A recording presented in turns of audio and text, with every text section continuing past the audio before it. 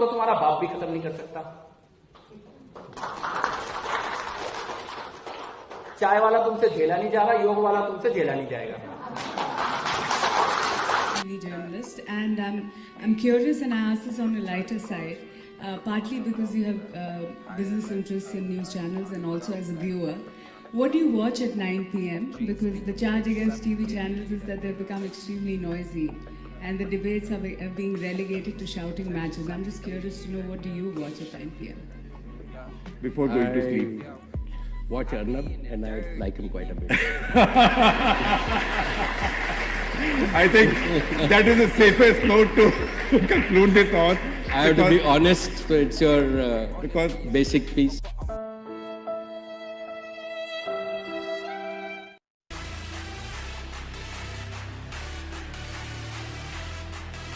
जय श्री राम। आपको पता है, इस देश के प्रधानमंत्री से किसी को कोई प्रॉब्लम नहीं होगी, और वो तब नहीं होगी जब इस देश का प्रधानमंत्री वैसा ही बन जाए जैसे 60 साल से लोग बने हैं।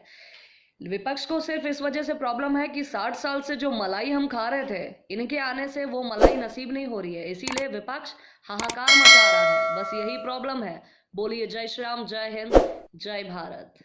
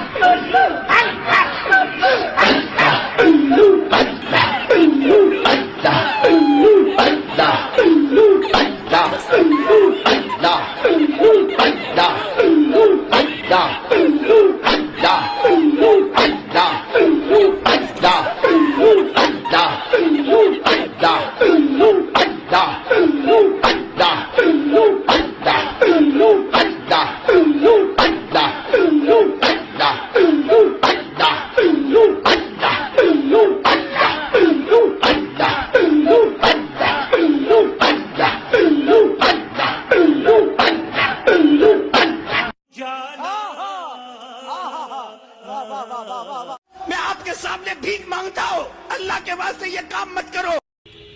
जब भी भारत देश पे कोई हमला करता है, आक्रमण करता है, चाहे चाइना या पाकिस्तान, तो आपकी तरह मैं भी गुस्से में आ जाता हूँ, आक्रोशित हो जाता हूँ, और मेरा गुस्सा सारा मेरी कॉमेडी में निकलता है। इस तरह से मैं दुश्मनों को अपनी कॉमेडी के जरिए लताड़ता हूँ, उनको गालियां देता हूँ। देखिए, हर हिंदुस्तानी का फर्ज है कि अपने देश के साथ खड़ा हो, अपनी भारतीय सेना को सहयोग करे, अपनी अपनी क्षमता अनुसार, अपनी अपनी ताकत के हिसाब से।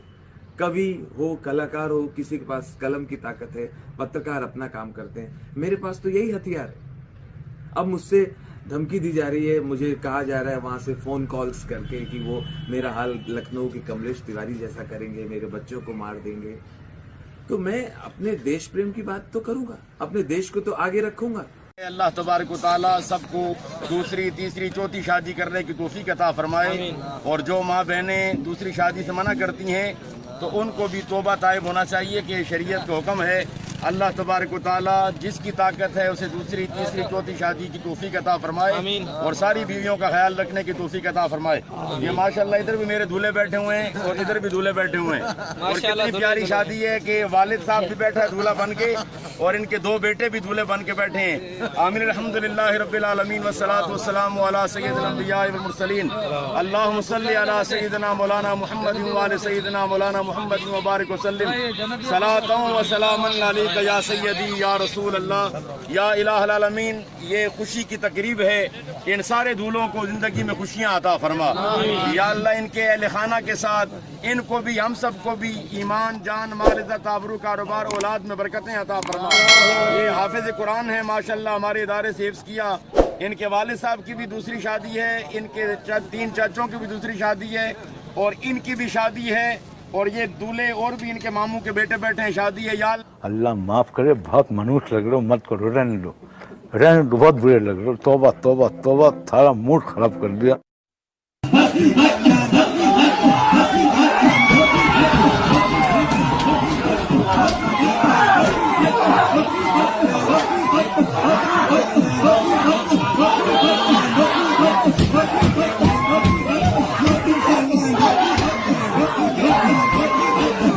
Yeah.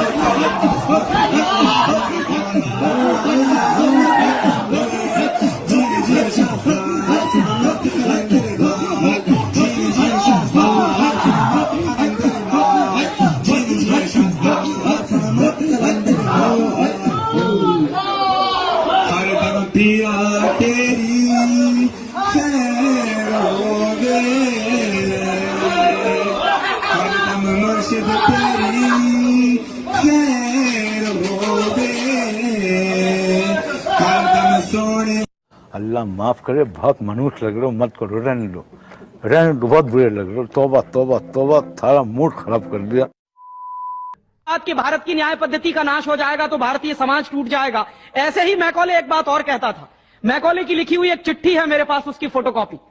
लंदन में एक लाइब्रेरी है, उसका नाम है इंडिया ऑफिस लाइब्रेरी, वहां से मैंने निकलवाई है। इंडिया ऑफिस लाइब्रेरी में से ऐसे कुछ 50,000 से ज्यादा डॉक्यूमेंट्स मैं निकाल के लाया और वहां के कई लोगों की मदद से हमने वो निकलवाए हैं। तो उनमें एक चिट्ठी है मैकॉले की, वो उसके अपने पिताजी को उसने लिखी है।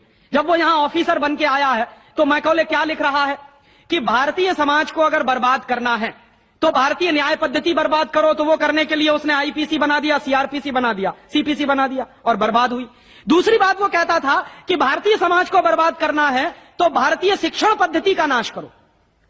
तो मैकॉले कहा करता था कि जो भारतीय शिक्षण पद्धति है, वो खुद मानता था इस बात को, यह दुनिया की सबसे ज्यादा विकसित और सबसे अच्छी पद्धति। क्या होता था, यहां गुरुकुल चलते थे, गुरुकुलों में विद्यार्थी पढ़ते थे और विद्यार्थी 20 साल तक, 25 साल तक ब्रह्मचर्य का पालन करते हुए शिक्षा ग्रहण करते थे, संस्कार मिलते थे और वो संस्कार लेकर समाज में जाते थे। उन्हीं संस्कारों से संस्कृति बनती थी और वही संस्कृति भारतीय संस्कृति कहलाती थी। ऋषि थे, मुनि थे, बड़े बड़े ज्ञानी थे, महात्मा थे, वो गुरुकुलों को चलाया करते थे और सारे के सारे गुरुकुल जो चला करते थे उनमें वेदों का अध्ययन, पुराणों का अध्ययन, उपनिषदों का अध्ययन, जो भारतीय ज्ञान है, जो भारतीय मनीषा है, उन्हीं सबका अध्ययन संस्कृत के माध्यम से कराया जाता था। मैकॉले ने क्या किया कि गुरुकुलों का नाश अगर करना है तो उसने एक कानून बनाया। क्या कानून बनाया? संस्कृत में जितने विद्यालय इस देश में चलते थे हिंदुस्तान में अंग्रेजों के जमाने में, उन सबको उसने इल्लीगल घोषित किया, गैर कानूनी। और उसने प्रतिबंध लगा दिया कि संस्कृत भाषा के माध्यम से कोई भी गुरुकुल चलेगा उसको अंग्रेजी सरकार मान्यता नहीं देगी। तो मान्यता किसको देगी? अंग्रेजी के माध्यम से जो कॉन्वेंट स्कूल चलेंगे उनको अंग्रेजी सरकार मान्यता देगी। और उसके लिए बाकायदा उसने कानून बनाया। उस कानून का नाम है इंडियन एजुकेशन एक्ट। और यह इंडियन एजुकेशन एक्ट लागू हुआ 1858 में, आज से लगभग 140 साल पहले। तो 140 साल पहले जो कानून लागू हुआ था अंग्रेजों के जमाने में, वही कानून आज भी चल रहा है। उस कानून के आधार पर मैकॉले ने क्या किया? संस्कृत के माध्यम से चलने वाले गुरुकुलों को बर्बाद कर दिया, कानून बना के उनको बंद करा दिया। जो उनमें अध्यापक होते थे, गुरु होते थे, उनको मार पीट कर अंग्रेजी सरकार जेल में बंद करती थी। जो विद्यार्थी अध्ययन के लिए जाते थे उनको रोक दिया जाता था, उनका अध्ययन ना होने पाए उसके लिए समस्याएं खड़ी की जाती थी। और दूसरी तरफ कॉन्वेंट स्कूल चालू कर दिए और उसमें अंग्रेजी के माध्यम से शिक्षण देना शुरू किया। एक दिन उसने अपने बाप को चिट्ठी लिखी और इस चिट्ठी में उसने ये लिखा कि मैंने हिंदुस्तान में एक ऐसी शिक्षण पद्धति पैदा कर दी है जिसमें अगर हिंदुस्तानी विद्यार्थी पढ़ेंगे तो पढ़कर निकलने के बाद वो शरीर से हिंदुस्तानी होंगे, दिमाग से सब अंग्रेज हो जाएंगे। वो देख रहे हैं, अभी देख रहे हैं। तो शरीर से हिंदुस्तानी और दिमाग से अंग्रेज। तो मैकॉले दूसरी बात लिख रहा है उस चिट्ठी में कि जब वो शरीर से हिंदुस्तानी और दिमाग से अंग्रेज हो जाएंगे तो अंग्रेजों के हिसाब से सारे काम करेंगे। और वो विद्यार्थी जब कॉन्वेंट स्कूल में से निकलेंगे तो सबसे ज्यादा गालियां भारतीय संस्कृति को देंगे, सबसे ज्यादा गालियां अपने मां बाप को देंगे। कैसे? मॉम और डैड कह के। डैड माने होता है मरा हुआ और मम्मी माने होता है शव। इजिप्ट में आप जाइए, मिस्र एक देश है, वहां पे मम्मीज कहा जाता है किसको? मरे हुए आदमी के शव को। तो हमारी मां हो गई मम्मी, मम्मी, और पिताजी हो गए डैड।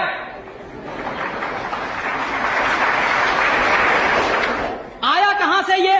मैकॉले ने डाल दिया हमारे दिमाग में। और मैं ये कहता हूं कि मैकॉले तो मर गया, उसका बाप भी मर गया, सब मर गए, भगवान उनकी आत्मा को शांति दे, लेकिन उसकी जो आत्मा है वो हम सब में प्रवेश कर गई है। छोटी सी बात फिर दोहराऊंगा मैं, आप लिख सकते हैं तो लिखिए, अगर बोल सकते हैं तो बोलिए, और चिल्ला सकते हैं तो चिल्लाइए, और अगर इन तीनों कामों को भी नहीं कर सकते तो जो चिल्ला रहा है उसके साथ खड़े हो जाइए।